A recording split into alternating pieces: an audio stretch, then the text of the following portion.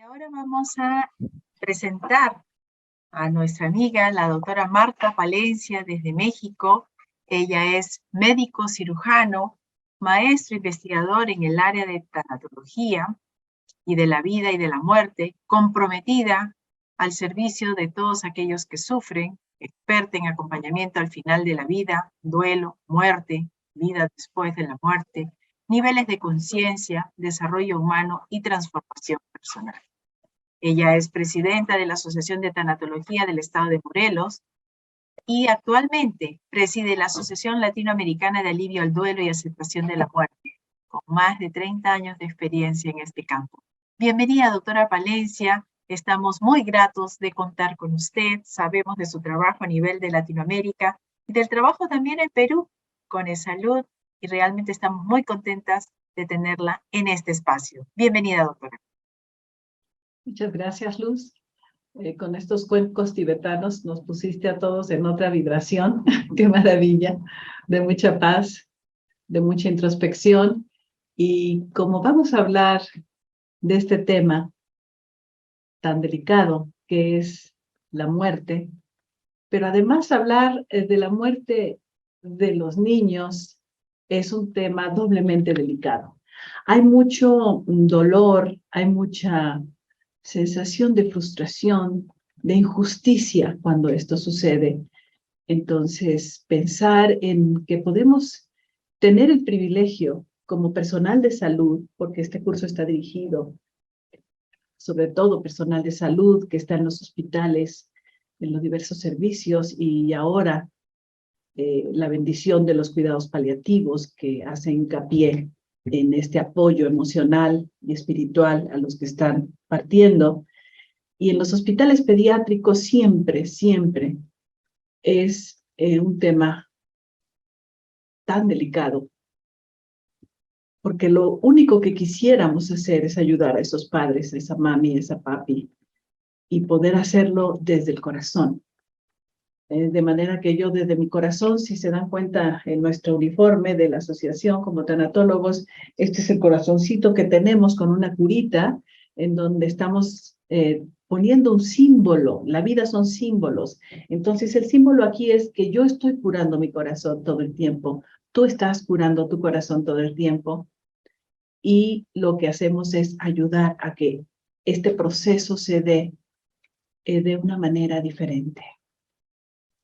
Toda esta gestión de humanización que la doctora Luz encabeza y que ha dedicado mucha parte de su vida a sensibilizar en los hospitales la parte humana, creo que es algo muy importante. La pregunta es, ¿desde dónde trabajamos? Trabajamos desde una mente muy capacitada, racional, con muchísima información, con muchísima tecnología. ¿Y dónde queda la parte intuitiva? ¿Dónde queda el corazón, ¿no? Este hemisferio sabemos que está conectado con las emociones, con la intuición.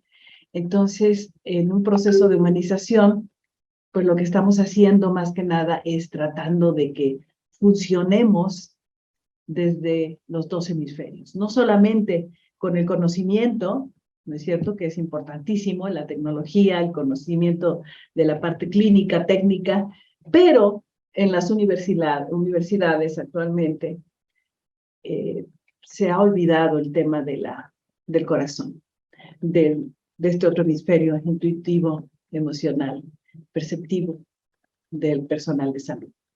Entonces, el día de hoy vamos a hablar sobre esto, vamos a hablar sobre cómo podemos acompañar a padres en estos momentos tan difíciles. Y no solamente a padres, ¿no es cierto? Nuestra asociación de tanatología en este estado de Morelos, en México, hemos estado 23 años, 20 antes de la pandemia en forma presencial en 7 hospitales del estado, acompañando a través de nuestros voluntarios como asociación. Ahorita les voy a presentar un poco para que ustedes vean desde dónde estamos haciendo este trabajo, ¿no es cierto? Entonces, déjenme ver si puedo quitar por aquí, que dejé mi WhatsApp conectado para que no salgan esos anuncios. Déjenme ver si puedo hacer algo. Y si no, bueno, les pido una disculpa No cerré el WhatsApp, pero bueno, no me arriesgo, querida Luz, a hacer algo y que me vaya o algo de la transmisión. Así es No de te que vamos preocupes, a te hablar. escuchamos bien. ¿Sí? Ok. Sí. Entonces, vamos a empezar, si me permiten, hacer esta presentación desde mi hemisferio derecho, pero también desde mi hemisferio eh, izquierdo, pero también derecho, y el derecho, como se une al corazón, hacer esta presentación desde mi corazón, para ser congruentes, y voy a permitirme compartir pantalla con ustedes, y vamos a iniciar por el principio, y es definir, pues, qué es la tanatología, ¿no? En México es algo muy conocido, hemos tenido un desarrollo en este campo grande desde hace ya casi 30 años en México, pero en América Latina mi experiencia ha sido que tanatología es una palabra que causa mucho escozor, mucha inquietud, hay una confusión de términos. Yo cuando voy a estos países maravillosos, y soy tanatóloga, usted es la que embalsama, la que cuida el cuerpo físico, muerto ya el cadáver. O sea, como que es un concepto que no está tan generalizado en América Latina. Sin embargo, para empezar, nosotros como escuela de tanatología, ¿cómo lo entendemos? ¿No es cierto? Entonces, para nosotros, tanatología y acompañamiento emocional de corazón a corazón, ¿no? Tomando el corazón del doliente, nosotros no hablamos de pacientes porque creemos que no están pacientes, están bastante impacientes, los llamamos dolientes, tanto a los familiares como a los enfermitos. Entonces, para nosotros, es el arte de acompañar emocionalmente, de ser a ser. ¿Qué quiere decir esto? De corazón a corazón. ¿Qué quiere decir? De manera fraterna y amorosa. Eso significa. Los momentos de dolor del alma, trabajamos de ser a ser, de corazón a corazón, significa de alma a alma. Los momentos de dolor por un duelo ante cualquier pérdida significativa.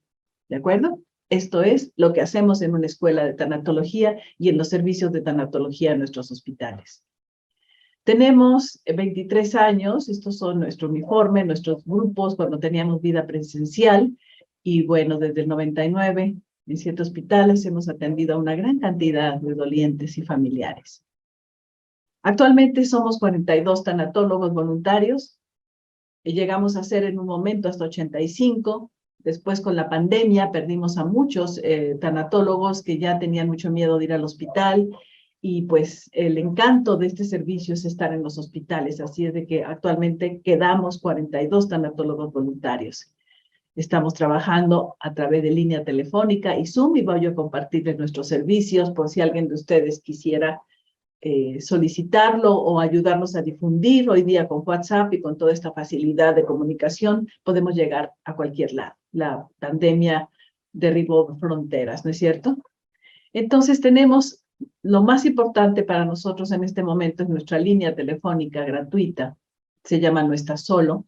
Este es el teléfono, si alguien quiere tomar nota o tomar una foto de pantalla. Aquí están los 42 maravillosos voluntarios tanatólogos egresados de esta escuela que a través de tantos años se fueron formando y tienen una gran experiencia, y ahora pues ponemos a disposición de la población esta experiencia de 23 años, en algunos casos de ellos de 20 años, de 15, de 8 años, de 5 años, en donde podemos hacerlo ahora vía telefónica. Por eso aparecen ahí con su teléfono, mis queridos y queridas compañeras tanatólogas.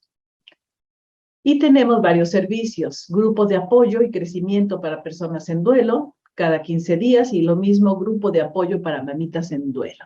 Esto todo lo hacemos a través de nuestra página de Facebook, en donde podemos poner el link cada 8 días cuando son las reuniones para que las personas puedan ingresar, y hay 3 compañeras tanatólogas especialistas en cada uno de estos grupos, coordinándolos. Y actualmente este año iniciamos nuestras actividades, y ahora sí presencial, porque con los niños es difícil hacer acompañamiento emocional por Zoom. de manera que hay 6 compañeras tanatólogas especializadas en niños, la mayoría de ellas maestras, psicólogas, y están haciendo un trabajo maravilloso, lúdico, para que estos niños en duelo, con duelos la mayoría muy difíciles, con pérdidas por suicidio, por accidentes, en donde toda la pérdida es súbita, estamos haciendo ese trabajo ahora con estas maravillosas compañeras tanatólogas. Tenemos un programa de radio que se llama No Estás Solo, en donde nuestros tanatólogos voluntarios dan sus testimonios y le explican a la población cómo es que trabajamos los tanatólogos, qué es lo que hacemos para ayudar a las personas que están en duelo, o que están enfermitas, o que están acompañando a un ser querido enfermo. Y tenemos actualmente, empezamos desde hace unas semanas, un diálogo semanal sobre la muerte. Hablamos de este tema y vamos a ver más adelante por qué la Asociación de Tanatología está tan interesada en el tema sobre la muerte, sobre lo que es la preparación para la muerte. Y estos diálogos que se los recomiendo, porque esto todo lo pueden ver por Spotify, Apple Podcast, Radio, Public Radio y Google Podcast, y también en nuestra página de Facebook de la Asociación de Tanatología del Estado de Morelos. Entonces, todo esto está a disposición. Tenemos más de 50 programas y estos diálogos que acabamos de empezar con una maravillosa semióloga de la muerte mexicana, Lourdes Cordero, que nos permitimos hacer como tanatóloga y semióloga de la muerte unos diálogos muy profundos y muy develadores de lo que es realmente la muerte. Entonces, se hace programa de radio, pero lo más importante es que es un podcast que queda grabado para las personas que quieran escucharlo. Y vamos a entrar entonces, ya habiéndonos presentado un poco de dónde sale esta experiencia, de dónde viene. De 23 años de trabajar a través de Asociación de Tanatología, Escuela de Tanatología, formación de más de 1,300 tanatólogos en estos 23 años, y de servicios de tanatología en 7 hospitales, con convenios con las instituciones como asociación civil para poder tener espacios oficializados en los hospitales para con tanatólogos y nuestros alumnos en prácticas. En aquel entonces podíamos hacer este servicio. Hoy día los alumnos hacen también sus prácticas vía Zoom y vía teléfono y videollamada. Y además les presento a la nueva hija de la Asociación de Tanatología. Sentimos que había una necesidad de dar a conocer en nuestros países de América Latina qué es la tanatología. Y por otro lado, con esta metodología, que tenemos una metodología ya muy diseñada, tenemos el manual del tanatólogo, el manual de los cuidados paliativos emocionales para el personal de salud.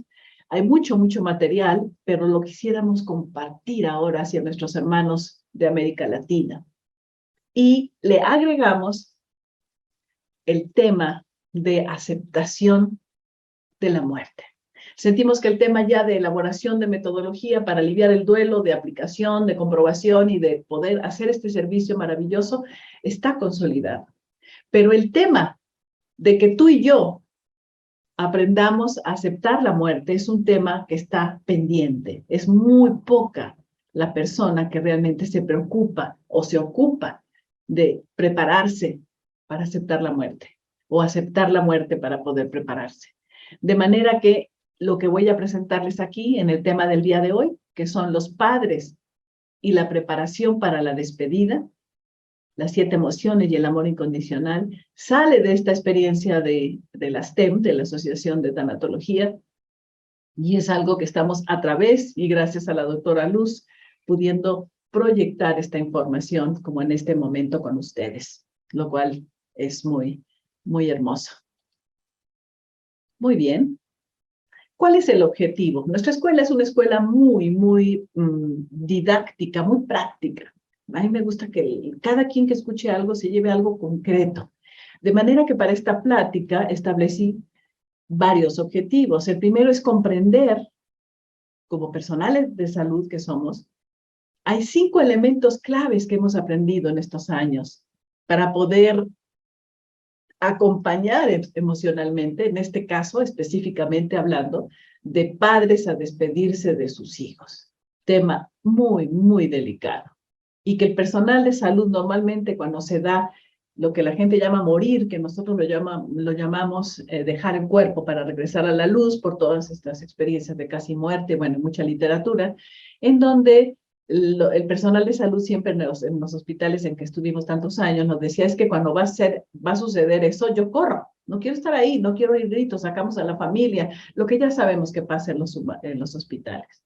Pero este proceso de humanización es eso, comprender que tú y yo tenemos esa más que responsabilidad, para no verlo con el hemisferio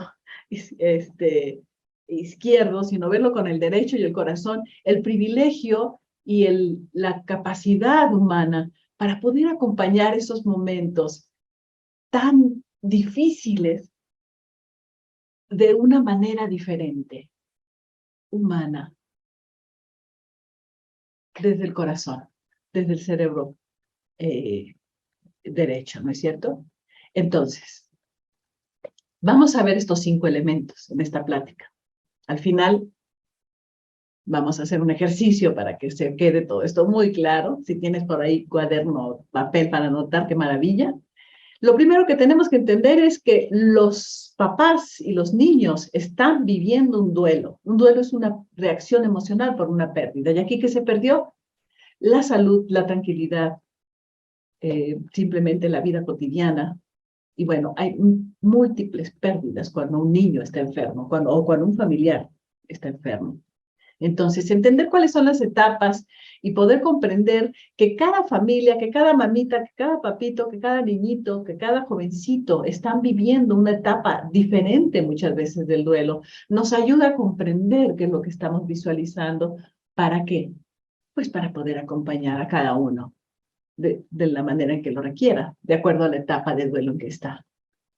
El segundo elemento que quisiera compartir son estas 7 emociones de un duelo que hemos diseñado en esta escuela de las 7 emociones con un termómetro para medir cada una de ellas. Si yo puedo entender estas 7 emociones, y perdón, pero primero en mí, porque lo que hacemos es primero enseñar al personal de salud a que maneje esas emociones dentro de sí mismo para poder entenderla en los demás. Entonces, las 7 emociones las vamos a ver, las vamos a identificar, la metodología que tenemos para adultos, la metodología que tenemos para que los niños entiendan también sus emociones, que tú puedas entender cuáles son las emociones predominantes que esta madre está viviendo, que este padre, que este niño. Y finalmente, aunque son 7, pero siempre predominan diferentes de acuerdo a varias cosas. Entre otras, el tercer punto, de acuerdo al temperamento de esa mami, de ese papi, de ese niño, es como se da la historia de la vivencia del final de la vida, de lo que es esta parte que nosotros tenemos este privilegio de acompañar, de acuerdo a los temperamentos. No todos son iguales, no todos somos iguales. Entonces vamos a hablar de los 4 temperamentos y después vamos a hablar sobre los 5 puntos importantes de acuerdo a nuestra experiencia que hemos aprendido en la cama de tantos años acompañar, qué es lo más importante en el momento de la despedida. Y cuando se trata de niños, ¿cómo hacer esa despedida? ¿No es cierto? ¿Cómo ayudar a que esas mamitas y esos papás desesperados puedan cerrar ese ciclo, ese privilegio que está dándoles la vida de poder estar con su hijo en ese momento tan doloroso, pero tan sagrado? Y finalmente, el último elemento es el tema que nuestra maestra, la doctora Elizabeth Kubler-Ross, siempre nos enseña en sus libros. Nos dejó ese legado maravilloso. Nosotros somos una escuela kubleriana, somos una escuela que pretendió desde el principio operacionalizar y hacer instrumentos y herramientas para hacer eso que nuestra maestra, la doctora Kubler-Ross, hacía, que nos lo cuenta en todos sus libros, esos testimonios de casos maravillosos que desde su corazón, ¿sí?, desde su hemisferio derecho, que es el más intuitivo, emocional, cómo hacía esos encuentros. Entonces, nuestra escuela lo que hace es operacionalizar todo esto. Y una de las herramientas es, desde luego, el termómetro de las 7 emociones. Entonces, para empezar, simplemente para recordar que el duelo es una respuesta emocional dolorosa ante una pérdida. Fíjense, de cualquier tipo, estamos hablando aquí, salud de un hijo. Presente o futura. ¿Cuál es la pérdida futura? El miedo que tenemos siempre a que mi hijo va a morir. El niño, el paciente va a morir. Entonces, también el personal de salud, estamos viviendo duelos. Yo a veces pienso que por la experiencia que hemos tenido con tantos hospitales y con la cercanía con enfermeras, con médicos, con trabajadoras sociales, ¿cómo es que los sistemas de salud no se dan cuenta de la importancia que tiene realmente que el personal de salud pueda ser acompañado emocionalmente? Es demasiado lo que vive en su vida personal, como cualquier ser humano, pérdidas constantes, situaciones difíciles, ¿no? Pareja, hijos, familiares, etcétera, etcétera, más pandemia. Y entonces vivimos también el personal de salud en duelo, viendo a otros dolerse en sus duelos y nosotros doliéndonos desde los nuestros y presenciando estos momentos. Realmente yo considero que el personal de la salud son héroes. Los personales de personal hospitalario son héroes, pero que nos falta apoyarlos para que ellos puedan entender lo que están viviendo y que no tengan que sufrir tanto. Y eso repercute en la salud, desde luego, ¿no?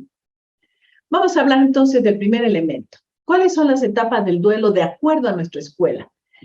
Nosotros empezamos utilizando las etapas de nuestra maestra, la doctora Kubler-Ross. Sin embargo, cuando empezamos a diseñar, ya hace como, bueno, los primeros años de la asociación, empezamos a diseñar el termómetro y nos encontramos con una dificultad, y es que la doctora Kubler-Ross nos habla de dos emociones, la tristeza y el enojo, como etapas. Y nosotros las pusimos y las entendimos y las fuimos manejando como emociones. Entonces ya no pudimos utilizar esas etapas porque los alumnos se confundían, ¿no es cierto? Y los dolientes cuando trabajábamos con ellos. De manera que establecimos nuestras propias etapas para poder ser congruentes con toda la metodología. La primera etapa no nada más es de la doctora Kubler-Ross, es de todos los que han hablado de duelo. Lo primero es la negación y viene el estancamiento. No es cierto, esto no está pasando. Esto es un sueño. Mi hijo no tiene este diagnóstico. Me voy a despertar, dicen las mamás. Estoy segura que me voy a despertar. Después de la negación, que no dura mucho, viene la etapa de la renegación. No quiero. ¿Por qué a mí? ¿Cómo es posible que la vida a mi hijo que está chico, bueno, el sufrimiento no es más, de acuerdo a la visión budista, la lucha contra la realidad. No acepto, no quiero, me resisto. Y así estamos todos en la vida, no solamente ante la posible o eminente partida de un ser querido o un hijo, sino estamos renegando, estamos luchando contra una realidad. Y es por eso que la humanidad vive con un nivel de sufrimiento tan elevado. Nadie nos enseña cómo aceptar la vida, cómo fluir con los acontecimientos. Así es de que esta es la etapa en donde la mayoría de los duelos, desde nuestro punto de vista, se estancan, se quedan, se pasan en el sufrimiento, ya sea preduelo, antes de que venga ya el desenlace, o en el postduelo, posterior a la pérdida, ¿no? Entonces, la tercera etapa es para nosotros la etapa de la reconciliación, que es lo que la doctora Elizabeth Kubler-Ross nos habla sobre los asuntos pendientes de los dolientes. En este caso, la reconciliación y el perdón es para poder crecer. Hay muchas escuelas espirituales, compañeros, que nos hablan que tú y yo estamos aquí para aprender a perdonarnos y a perdonar a los demás. De manera que pareciera que estos dolores tan grandes, cuando estamos perdiendo a un ser querido, una madre y un padre perdiendo un hijo, estamos teniendo esa posibilidad de recordar que tenemos que perdonarnos y perdonar. Y perdonar muchas veces también las figuras y los sistemas de creencias que tenemos sobre lo que es el ser superior, que muchas veces, o yo diría la mayoría de las veces en nuestra experiencia, las madres y los padres consideran que Dios los está castigando por alguna causa y que por eso es que está su hijo enfermo y por eso es que va a regresar a la luz, por eso se va a ir de este mundo. Entonces, esta etapa de reconciliación es fundamental en nuestra escuela.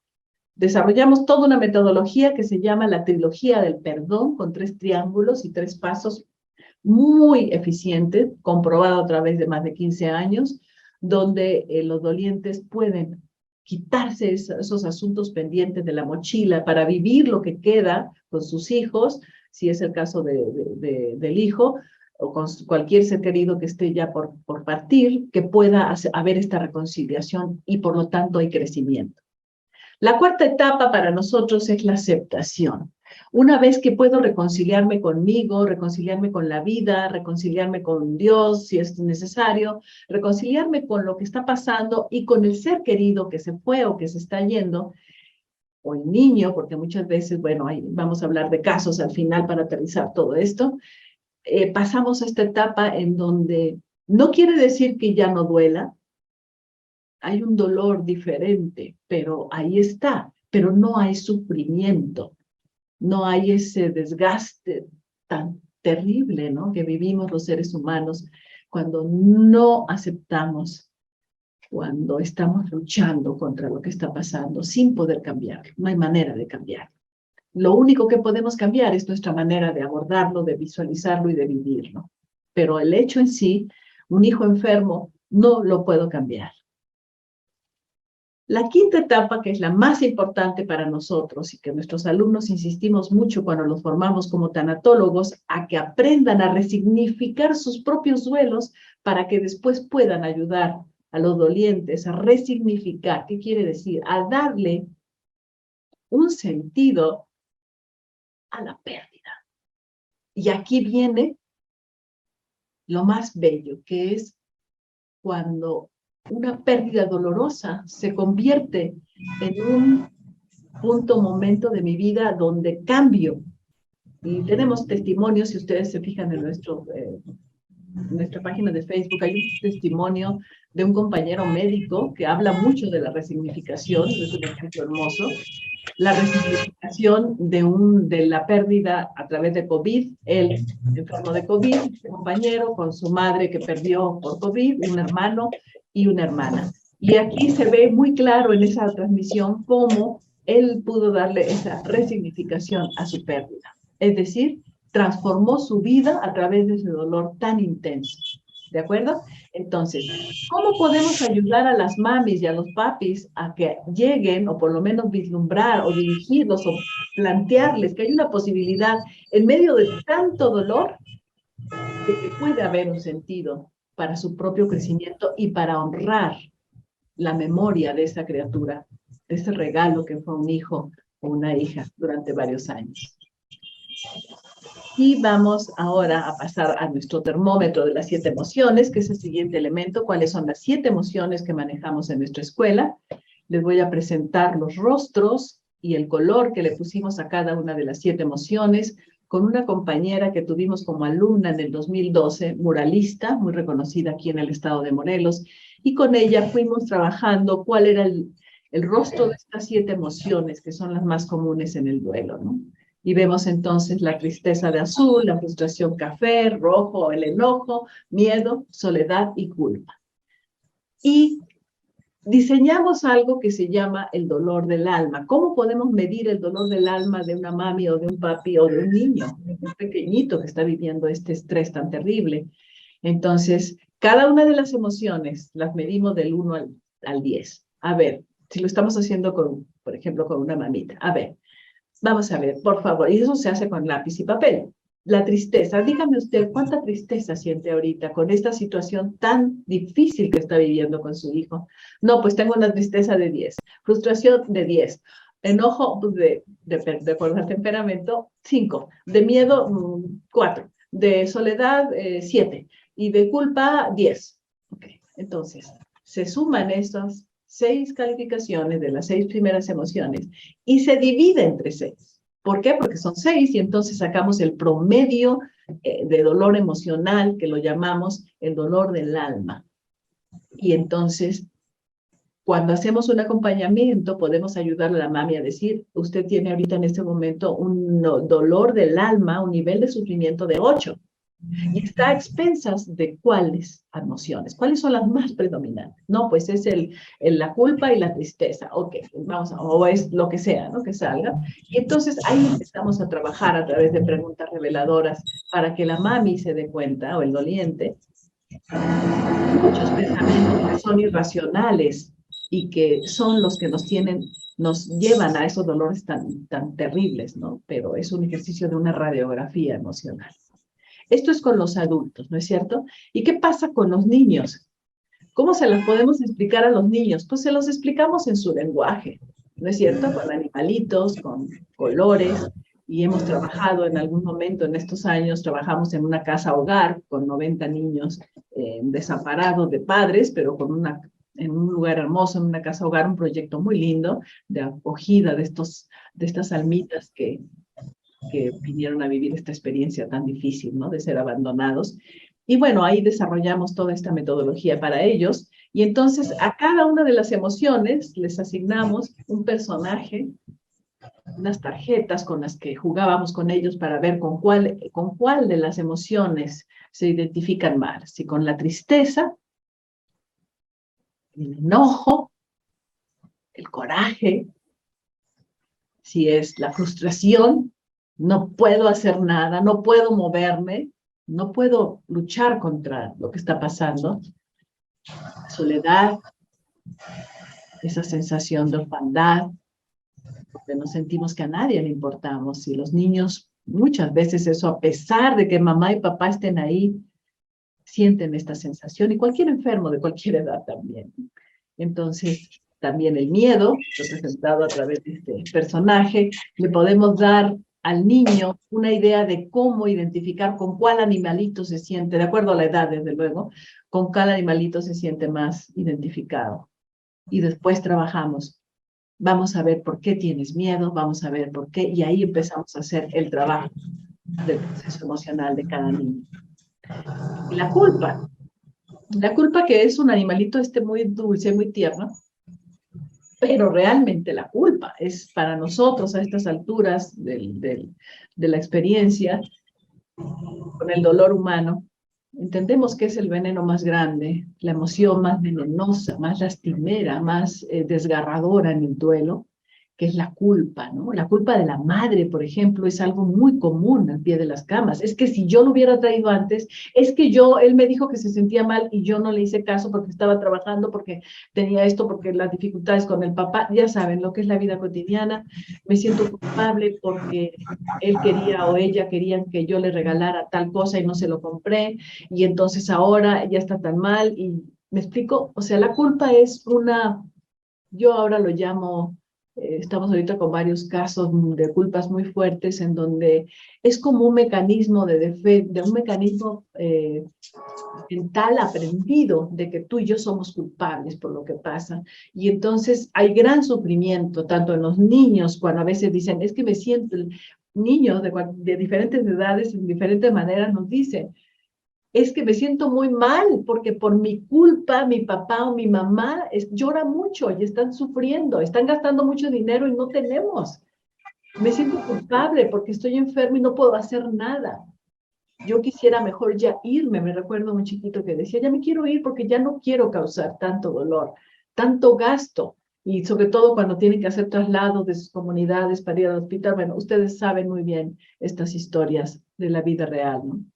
Entonces, el dolor del sufrimiento, el nivel de sufrimiento de los niños también se calcula igual. Se le pregunta, a ver, del 0 al 10, ¿cuánto enojo sientes?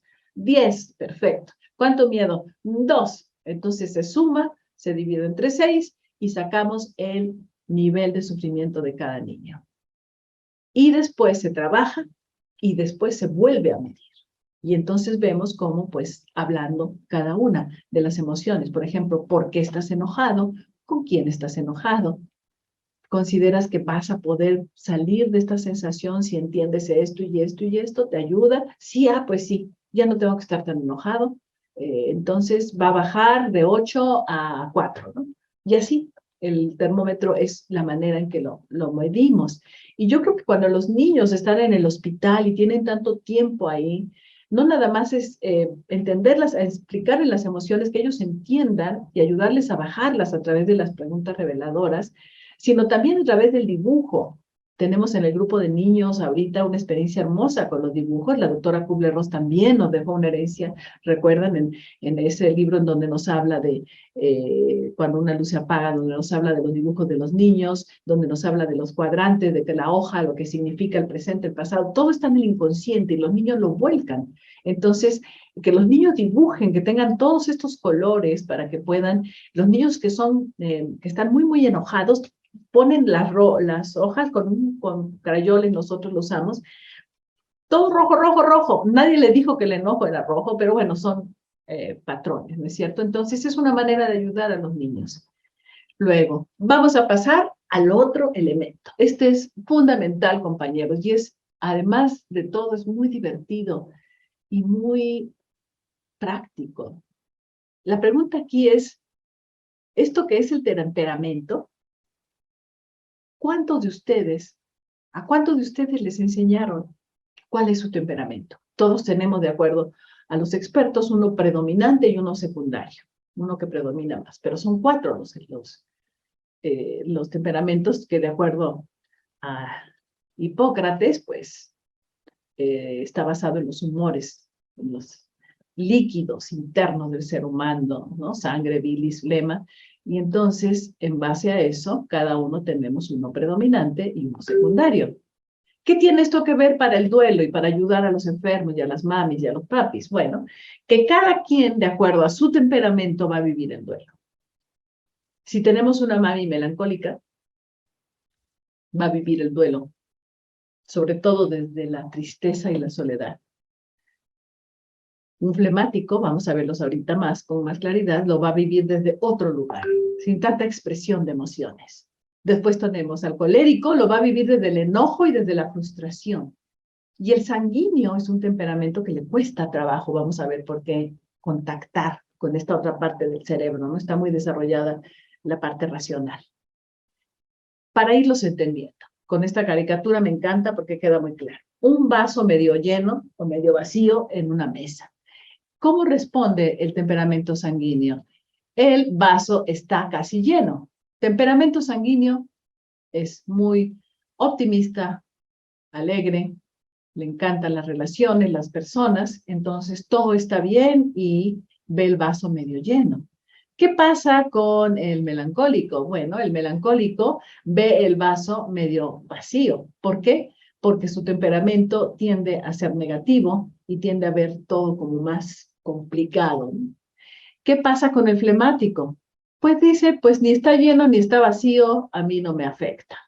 Pero ¿qué pasa con el colérico? El colérico dice, ¿por qué no llenaron mi vaso? ¿Quién es el culpable? Entonces, esta caricatura tan sencilla nos hace ver cómo tú y yo, como seres humanos, tenemos temperamentos diferentes y de acuerdo a nuestros temperamentos vamos a reaccionar ante la vida y sobre todo ante los eventos de pérdida, es decir, ante los duelos. ¿Cuál es el temperamento de esa mami que estás acompañando ahorita o de las mamis que están en tu piso ahorita o de esos papis? ¿Cuál es el temperamento de los niños? ¿Cuál es el predominante y cuál es el secundario? Para esto existen muchísimos tests que lo puedes buscar en internet. En nuestra página de Facebook tenemos un test que también lo puedes buscar donde lo hemos usado por muchos años.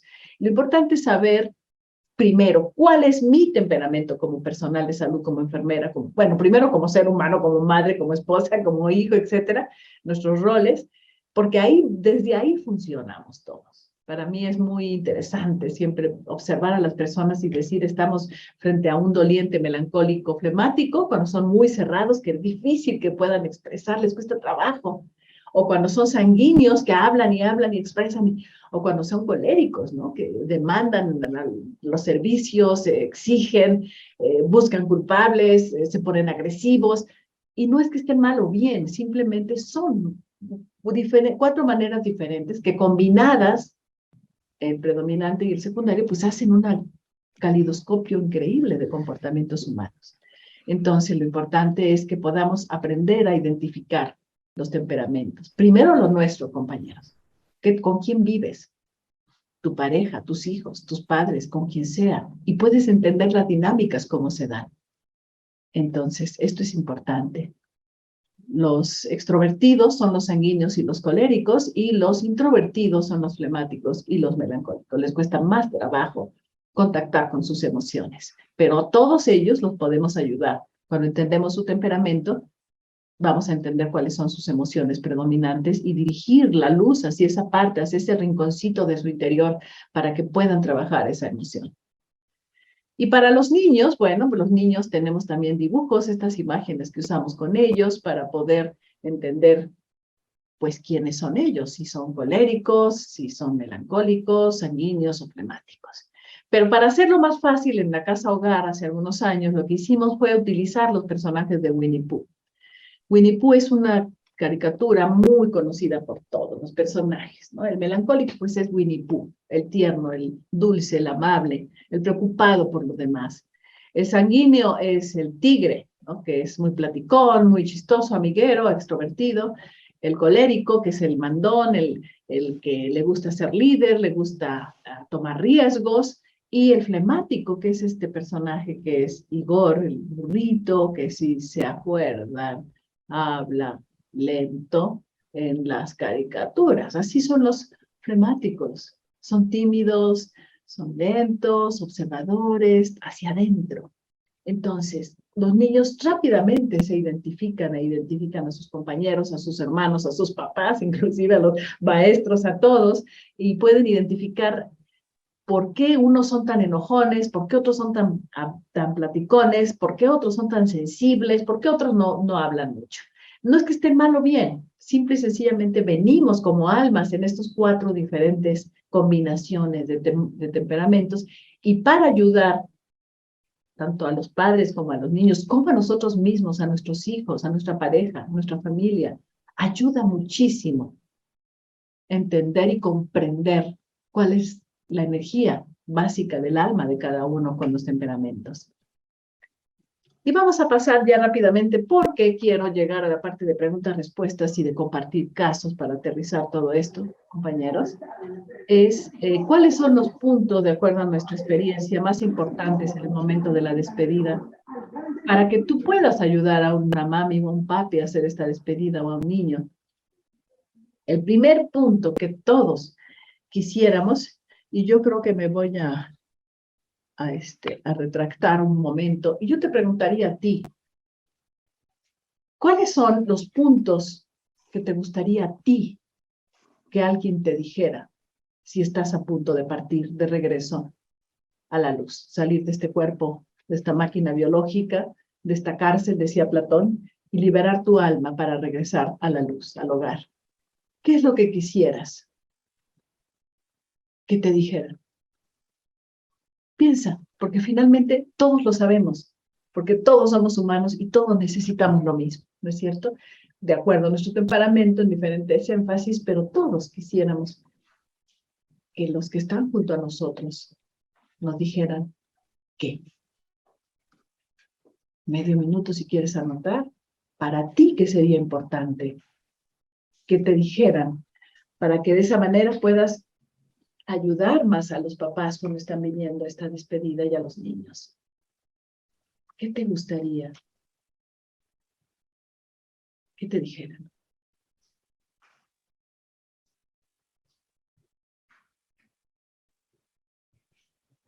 Momentos sagrados, muy importantes en la vida del ser humano. Poder estar con mami, con papi, si eres un niño. Si eres una mami, poder estar con tu hijo. Si eres un papi, poder estar con tu hijo en el momento de la despedida. O no en el momento de la última respiración, porque hay demasiado estrés. Los días antes, las semanas antes, poder estar hablando de estas cosas, ayudando a los papás a que expresen esto, a los niños que expresen a sus padres. Y como ya vieron, bueno, el primer punto es, te amo y siempre te amaré. Recuerdo mucho un pequeño que le decía a la mamita, mamita, no sé a dónde voy, pero a dónde voy, siempre te voy a querer, nunca te voy a dejar de querer. Y esa madre, con esas lágrimas en los ojos, diciendo, yo tampoco, nunca, nunca te voy a olvidar, nunca, nunca te voy a dejar de amar. Entonces es lo primero, sentirse amado. Segundo punto, nunca te olvidaré, nunca te olvidaremos. Es decir, uno de los miedos que se ha visto en estudios del por qué tanto miedo a la muerte es esa sensación de que todos se van a olvidar de nosotros, de que vamos a pasar a un mundo que no entendemos cuando no estudiamos estos temas y entonces sentimos que es el fin y que ahí nos vamos a diluir en la nada, ¿no? Si esa es la concepción de la muerte. Entonces, decirle a ese niño, ayudarle a que la mami le diga también y que ella se sienta y ese papá también, que se sientan que va a estar siempre en su memoria, en su corazón. Tercer punto, agradecer. Agradecer todo lo que me diste. Hijo, gracias por esto y esto y esto, por esto. Cada quien desde su corazón, pero son puntos claves, el agradecimiento. Igual que el niño, agradecer a mami, agradecer a papi, ayudarle quizás ayudándome a hacer dibujos antes de, a ver qué tendrías que agradecerle a mami, a papi, qué le quisieras agradecer, ayudarlos para que puedan expresarse entre ellos estos puntos. El cuarto punto es el perdón, fundamental. Perdóname mis fallas. Los papás se quedan siempre con una culpa de no haber sido lo suficientemente buenos padres, que no hicieron, que sí les faltó. Entonces, el perdón, pedir que los padres puedan pedir perdón a los hijos y ayuda mucho en el posduelo. Y que los niños también se sienten culpables por travesuras, por cosas que hicieron o que simplemente están enfermos y quieren pedir perdón. Perdóname, mamita, perdóname, papito, por estar haciéndote sufrir tanto con mi enfermedad. Y claro, estos son momentos cumbres de la vida, son momentos en donde las lágrimas son necesarias, pero quizás por eso nos da mucho miedo hacerlo, porque no queremos llorar ante los hijos o viceversa, no queremos hacer llorar al otro, pero son necesarias las lágrimas. Esto no se puede decir como un discurso aquí del hemisferio izquierdo racional, perdóname por esto, nunca te voy a olvidar, te amo. No, se da dentro, envuelto en toda esa emotividad que va al final de la vida. El quinto punto es darle permiso a la criatura de que se vaya. Eso también la doctora Kubler-Ross nos dejó mucha información de cómo cuando la mami finalmente pasa de esas etapas de la negación, de la renegación, pasa lo que es la parte del perdón, de la reconciliación con la realidad, pasa la aceptación, entonces puede darle permiso al niño. No todas las mamis llegan, no todos los papis llegan. Igual los niños, no todos llegan, pero ahí podemos ayudarlos si conocemos cuáles son las etapas, cómo ir ayudándolos a entender y expresar esas emociones. El permiso de la mami y del papá, y sobre todo todos sabemos que la presencia de la madre es contundente en la mayoría de los casos, la mami cuando da permiso, el niño está listo para dejar el cuerpo. Y lo vemos, bueno, por muchísimos casos y la experiencia que todos me imagino que tienen. La mami tiene que dar permiso, el papi tiene que dar permiso de partir. La idea de que vete en paz, pero no te preocupes por mí ni por nadie. Es momento de que tú estés contigo porque estás haciendo un proceso de dejar este mundo físico, este cuerpo, y necesitas concentrarte en ti mismo. Necesitas estar atento. Qué ideal sería poder tener estos cuentecitos. Yo tengo un proyecto que sí lo voy a realizar antes de regresar a la luz y es hacer un cuento para niños de cómo dejar el cuerpo y de cómo las etapas que vienen después, cuando nuestra vida es realmente allá. Entonces, todo esto con sustento bibliográfico, poder darles la tranquilidad de que no van a ir a ningún lado oscuro y frío y feo, ni van a ser castigados, y que tampoco se van a disolver en la nada. Y siento como el Principito, ¿no? Este libro donde lo leemos los adultos, escrito para niños, pero que nos dice mucho a nosotros. Entonces, no nada más para los niños, también para los adultos, el poder entender que no tenemos ya que preocuparnos por esta dimensión, porque estamos entrando a la otra dimensión y es ahí donde tenemos que tener nuestra atención para hacer esta transición. Y el séptimo punto es, no tengas miedo, solo pide ayuda y busca y dirígete a la luz. Este último punto, basado en toda la sabiduría tibetana, del budismo tibetano, del libro de los muertos, en donde los 49 días que se va guiando al alma del otro lado, de acuerdo a su sistema de creencias, es todo el tiempo, no tengas miedo, pide ayuda. Hay seres especializados del otro lado, ángeles o como los queramos llamar, que nos pueden ayudar. Nuestros seres queridos que han trascendido antes que nosotros, los que tienen experiencias de casi muerte, nos hablan de cómo encuentran a mamá, papá, seres queridos, y esto les da un aliciente para poder hacer el paso hacia la nueva vida del otro lado. Y Finalmente, ¿qué es el amor incondicional? El último punto. Simple y sencillamente, sin mayor definición, es lo que tú y yo venimos a aprender esta vida. Es el objetivo de estar vivos. Aprender el amor incondicional. La doctora Kubler-Ross nos habla en todos sus libros del amor incondicional. Y fíjense, ¿qué es el amor incondicional? Te amo, siempre te amaré. No porque te estás muriendo, te lo digo. Lo puedo decir a cualquiera. Nunca te olvidaré. Gracias por todo lo que me das. Perdóname mis limitaciones. Perdón mis fallas. No te preocupes por las tuyas. Te comprendo. Te acepto como eres. Vete tranquilo a donde tengas que ir. Y cuando llegue el momento de partir, el sexto punto del amor incondicional es: no te preocupes por mí ni por nadie. Vive una vida honrándote a ti mismo. No tengas miedo, solo pide ayuda y busca dirigirte a la luz. A la luz es a la paz cuando estamos de este lado.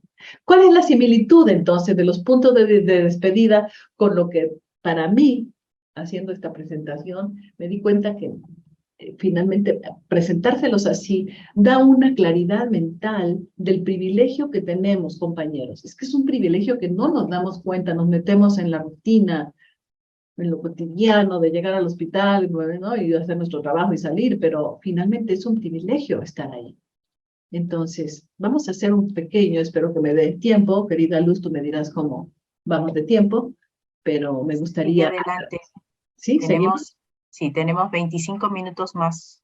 ¡Wow! ¡Qué bueno! Muy bien. Padre, como decimos aquí. Entonces, ¿cómo podemos aplicar estos conocimientos, estos 5 puntos para acompañar a los padres a despedirse de sus hijos? Ese es todo el tema, ¿no? Vimos estas partes y entonces estos elementos, y ahora, ¿cómo los vamos a aplicar? Y todo enmarcado en lo que es el amor incondicional. La maestra Kubler-Ross es la maestra del amor incondicional, nuestra maestra. Entonces, ¿qué papel juega el amor incondicional cuando hablamos de acompañar a padres que están despidiéndose de sus hijos? Aquí la pregunta que yo quiero hacerte, que lo pienses un minuto, medio minuto, es: ¿el amor incondicional de quién por quién? Escena: niño enfermo, los padres al lado de su cama. Personal de salud observando la escena. El amor incondicional de quién por quién es importante al final de la vida. De esa madre por ese hijo, de ese hijo por esa madre, de ese papá por el niño, del niño por el papá, de esa pareja que está viviendo este examen de vida tan difícil, o del personal de salud. ¿Qué hace el observador, que es el personal de salud? ¿Tiene algún juego que jugar? ¿Algún rol que utilizar para ayudar en la despedida? Yo pienso, compañeros, que el amor incondicional más importante en esa escena es la del personal de salud. Si el personal de salud no tiene amor incondicional, no se ama y no ha trabajado en su parte personal y no ha trabajado en conciencia de lo que es este privilegio de estar en servicio, ¿qué es lo que vamos a transmitir? Si viéramos esa escena y pensáramos energéticamente, imaginémonos, si quieren, que cada uno está emitiendo una vibración, que una energía de colores, ¿no? Si está la madre abrumada por el miedo, por la tristeza, azul y negro, el padre por la frustración, el enojo, el niño por el miedo, por el personal de salud, ¿qué estamos emitiendo? ¿Qué es lo que irradiamos al lado de las camas? Si no tenemos la conciencia de nuestro rol dentro de lo que es la filosofía que nos dejó nuestra maestra del amor incondicional en el servicio a los que sufren, a los enfermos, ¿qué estamos irradiando? ¿Estamos ayudando con nuestra irradiación? ¿Estamos irradiando una energía, una vibra, como dicen los chavos, de buena energía, de amor, de color rosa, de color blanco, de color dorado? ¿O estamos ahí con nuestros propios miedos? ¿O huimos y dejamos y no queremos? ¿O sacamos a la mamá y al papá porque lloran mucho? Y no queremos sufrirlo, ni queremos verlos sufrir a ellos. Y entonces no somos unos buenos acompañantes al final de la vida de nuestros pacientes. No estamos haciendo la diferencia y tenemos la posibilidad de hacerla, compañeros. La tenemos. Abrazar a esa madre, que llore en nuestro hombro, que se desahogue. El poderle decir, no estás sola, aquí estás conmigo.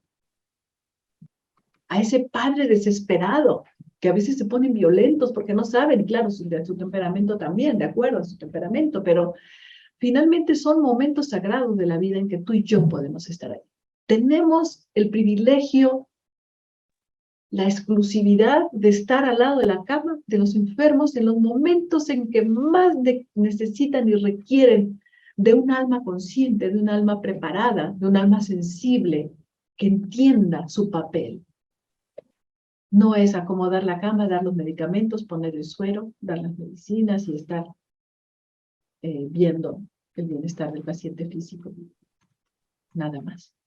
Entonces, el amor incondicional es el gran ausente dentro de nuestros servicios de salud, porque nadie nos prepara, compañeros, no somos culpables, pero sí podemos sensibilizarnos y empezar a buscar cómo ser un mejor médico, cómo ser una mejor enfermera, cómo ser una mejor trabajadora social, una mejor psicóloga, terapeuta, cualquiera que sea nuestra función. ¿Cómo puedo irradiar paz y luz en lugar de irradiar miedo o indiferencia, que es peor? ¿Cómo puedo hacer la diferencia?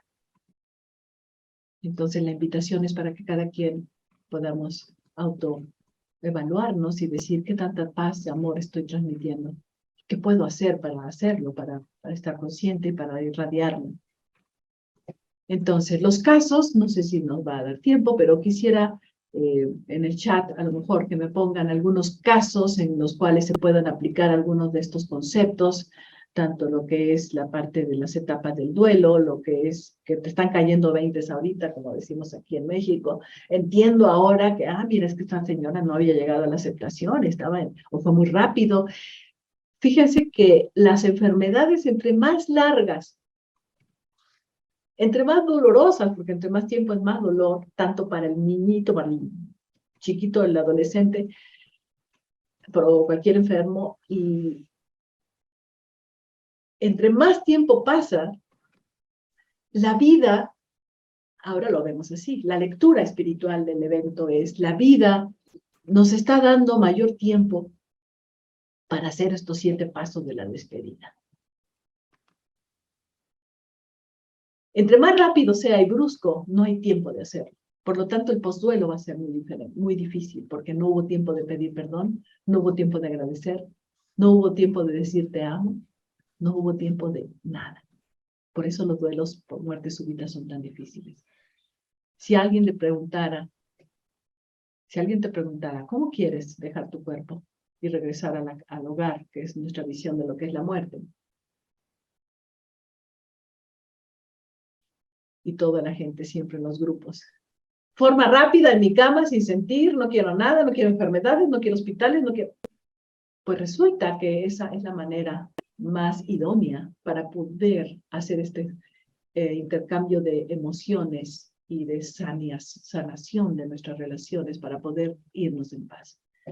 Entonces, el amor incondicional es la meta y es lo que estas experiencias muchas veces nos permiten aprender y desarrollar. Por lo tanto, la lectura espiritual de una madre y un padre perdiendo un hijo no es qué horror, pobrecitos, quién les mandó ese castigo, qué hicieron para merecer tanto dolor. No, la lectura espiritual es, wow, primero que nada, qué valientes, porque se supone que tú y yo, y eso pues tenemos muchos cursos y mucha literatura que podemos mencionar, el libro de Michael Newton, El viaje de las almas, 30 años de investigación a través de metahipnosis, 7,000 casos investigados, en donde nos dice claramente cuáles son las 10 etapas que vivimos del otro lado y al final cómo programamos nuestra siguiente vida para aprender el amor incondicional. Y ahí los acuerdos de enfermedades y accidentes, todo esto son los puntos para que el alma pueda despertar. Es decir, es muy profundo, nada más les dejo a los que están con alguna inquietud que vean este libro, que lo revisen. Se encuentra también en audiolibro, Michael Newton, El viaje de las almas, en donde no nada más este libro, sino que, bueno, toda la infinidad de literatura, de sabidurías antiguas nos dice cómo es que tú y yo vamos a vivir estos tiempos del otro lado. Y finalmente, doctora Luz, ¿cuánto tiempo me queda? Tenemos unos minutos. Ok, entonces rápidamente. Para poder hacer algunas preguntas que nos han enviado. Perfecto. Entonces, nada más invitarlos, querida Lucy, si me permites, ofrecer a nuestros talleres de alivio del duelo, de perdón y a nuestro diplomado de tanatología, ofrecer este día 2 medias becas para este grupo. Si se requieren más, estamos listos para ofrecer, le decía a mis compañeras antes de entrar, estemos listas y si nos hablan 10 personas, las 10 las damos.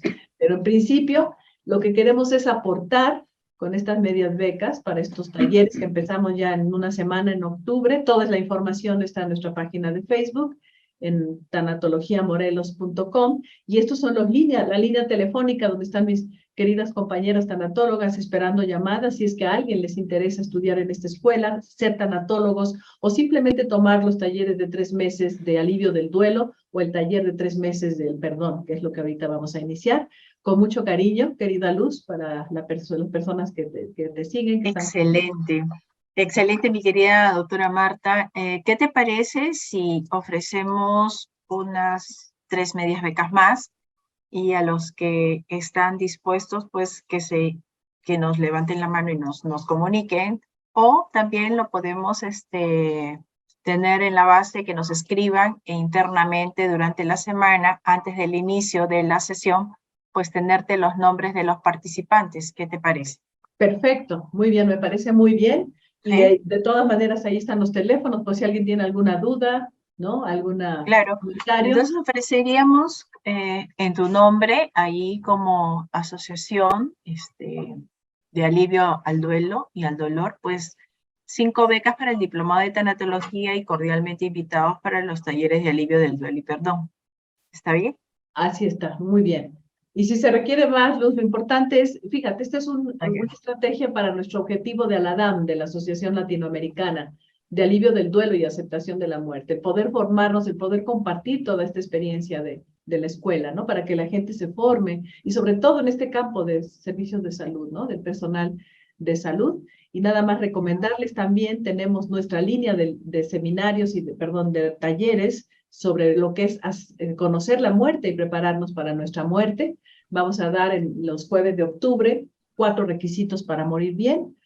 En noviembre, 4 jueves, elaboración de nuestra carpeta, cuando yo regrese a la luz, que es una carpeta que tenemos todos los tanatólogos y toda la gente que se acerca a la asociación, los invitamos a que hagan su carpeta para prepararnos para el viaje. Es una cosa maravillosa, nos cambia la vida. ¿Y qué encontraré del otro lado de la luz? Esto va a ser en los 4 jueves de diciembre. Así cada trimestre vamos a ir ofreciendo estos talleres y con mucho, mucho amor. Y lo mismo si se requieren descuentos, si es que yo quiero pero no puedo, por favor, llámanos porque las compañeras ya saben y que nosotros lo importante es si hay alguien que quiera acercarse y abrevar de nuestra fuente, que lo hacemos con mucho amor, que el dinero no sea una barrera, ¿no? Y tenemos... Excelente. ¿Qué te parece, querida Marta, si Ajá. podemos compartir en el grupo de chat el correo al cual pueden escribirte directamente? Perfecto, ok. ¿Puede ser? Me parece muy bien. Me parece muy bien, querida Luz. Y el congreso que tenemos, aquí los esperamos a todos en México. Esto va a ser para el 30 y 31 de marzo, va a ser aquí en Cuernavaca, Morelos, que estamos a 1 hora de la Ciudad de México. Vivimos en una ciudad que se llama la Eterna Primavera, con un clima maravilloso y una vegetación hermosa. Entonces, aquí vamos a ir anunciando todo esto desde luego, ¿no? Para el congreso del próximo año. Y desde luego invitarlos querida Luz, a que puedan conocer nuestras redes sociales, donde tenemos más de 50 conferencias en vivo con todos nuestros temas y nuestra metodología, que lo puede ver cualquier persona, de cómo aliviar el duelo y cómo perdonarnos y aligerar el peso de la mochila y cómo perdonar a los demás. Así es que de esta manera, bueno, darle... Muchas gracias, querida Marta, por toda la información.